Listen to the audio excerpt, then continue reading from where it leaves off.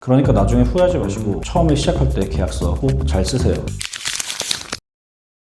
이 건축 인테리어 쪽이 워낙에 야생이고 거칠어서 계약서를 엄청 꼼꼼하게 쓴다고 해서 모든 상황을 다 방어할 수 있는 것은 아니에요. 근데 최소한 이 정도는 해야 된다. 진짜 큰 계약인데도 막 몇십억씩 하는 계약인데 계약서 딸랑 한 장 써가지고 오시는 분들도 계시거든요. 이건 진짜 말도 안 되는 거예요. 최소한 이런 경우는 막아야 되니까 계약서 쓸 때 최소한으로 알아야 되는 것들 제가 몇 가지 추려서 알려드릴게요. 첫 번째는 제발 돈 좀 한 번에 주지 마세요. 돈은 쪼개서 주셔야 됩니다. 뭐 맨 처음에 계약금을 10% 넣었다 하면 뭐 철근 콘크리트 올라갔다고 하면 30%, 어떤 작업을 했다 하면 40%, 이런 식으로 좀 쪼개서 주셔야지 한 번에 완납을 하면 공사업체는 급할 게 없잖아요. 자칫 일을 안 할 수도 있어요. 근데 이게 얼핏 들으시면 굉장히 당연한 얘기처럼 들리시겠지만 의외로 이렇게 계약서 안 쓰시고 돈을 한 번에 지급하시는 분들이 많아요. 이건 아주 기본적인 거고, 두 번째로 어떠한 건축 행위를 할 때는 건축사, 시공사, 그리고 감리, 즉 감독해 주시는 분이 필요해요. 근데 이 시공사 측에서 이 모든 필요한 분들을 자기들이 알아서 하겠다, 아니면 자기들 협력업체 소개해 주겠다, 이런 경우가 있어요. 근데 이거 이렇게 하시면 안 돼요. 왜냐하면 설계를 하고 이게 제대로 되는지 감독하는 분들을 따로 두는 건데 이게 다 한패면 제대로 될 리가 없잖아요. 제대로 감시를 안 할 확률이 아무래도 높겠죠. 그래서 가급적이면 이 각 업체들을 직접 컨택하셔가지고 선정하시는 것이 좋습니다. 세 번째, 또 무조건 아셔야 되는 게 지체 상금이라는 게 있습니다. 이게 뭐냐면 약속한 기간 내 공사가 안 끝나는 경우에 그 늦어진 기간만큼 돈을 줘야 되는 약정이에요. 예를 들어서 좀 규모가 작은 공사다 하면 그 비율에 따라서 하루에 10만원, 15만원 정도 지체 상금을 물게 되는데, 그러면 그게 쌓이면 한 달이면 300, 6개월이면 1800, 2000 이 정도 되겠죠. 그래서 이런 약정이 있는 것이 그 공사 기간을 맞추는 거에 매우 중요한데, 이게 표준 도급 계약서 같이 정상적인 계약서에는 원래 들어가 있는 내용인데 공사업체 측에서 자기들한테 불리한 거니까 빼버리는 경우가 많아요. 아니면 자기들한테 유리하게 변경하거나. 근데 이거를 어떤 식으로 장난질을 하느냐, 보통 이제 0.001% 아니면 0.03% 이런 식으로 적게 되는데 여기에 공 하나를 더 붙인다거나 아니면 0.0001% 이렇게 써서 공 마치 두 개가 더 붙는 효과를 낸다거나, 그럼 이제 완전 유명무실해지는 거죠. 이런 식으로 장난질을 칠 수도 있고, 제가 극단적으로 본 거는 지체상금 약정은 있는데 거기다가 숫자 0을 써놨어요. 그러면은 그냥 안 주는 거에 동의를 했다는 거잖아요. 그럼 이거 판사님이 나중에 재판 갔을 때 도와주고 싶어도 도와줄 수가 없어요. 왜냐면 명시적으로 0이라고 써 있으니까. 그러니까 이것도 꼭 확인하시면 좋겠습니다. 그리고 진짜 황당한 경우도 있는데, 그 제주도에 농어촌 민박 있잖아요. 쉽게 말하면 요새